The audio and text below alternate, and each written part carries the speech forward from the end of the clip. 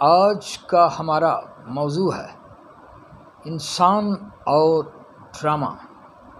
Shakespeare اور بہت سے مشرقی دانشوروں کا قول ہے، جس کا مفہوم یہ ہے کہ دنیا ایک سٹیج ہے اور انسان ایک اداکار ہے۔ کسی بھی شعبہ میں کامیاب ہونے کے لیے ضروری ہے کہ آپ ایک اچھے اس شعبہ کے اداکار ہوں۔ ڈرامہ یونانی زبان کے لفظ ڈراؤ سے ماخوذ ہے، جس کے لغوی معنی کر کے دکھائی ہوئی چیز کے ہیں۔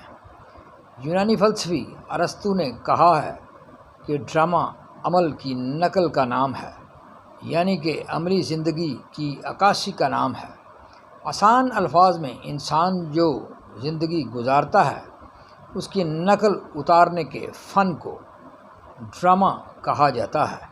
ڈرامہ کی تاریخ بھی اتنی ہی پرانی ہے جتنی کہ انسان کی تاریخ پرانی ہے۔ یورپ، افریقہ، ایشیا غرض ہر براعظم کے لوگ دعویٰ کرتے ہیں کہ ڈرامہ اور تھیٹر کے وہ بانی ہیں۔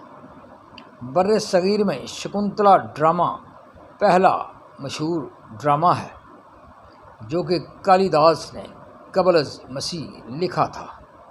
ڈرامہ کی بنیادی دو اقسام ہیں، ایک المیہ ڈرامہ اور دوسرا تربیہ ڈرامہ کہلاتا ہے۔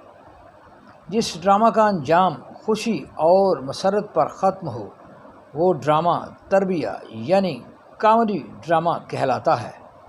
جس ڈرامہ کا انجام درد اور دکھ پر ختم ہو وہ ڈرامہ المیہ یعنی ٹریجڈی ڈرامہ کہلاتا ہے۔ ڈرامے کے اجزائے ترکیبی میں پلاٹ، کردار نگاری، مکالمہ نگاری، زبان، آرائش یا سجاوٹ کا خاص خیال رکھا جاتا ہے۔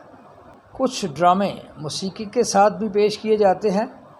آرٹ اور لٹریچر کی دنیا میں جن شخصیات نے انسانوں کو بہت متاثر کیا ان میں شیکسپیئر، ٹالسٹائی اور برنارڈ شاہ کا خاص مقام ہے۔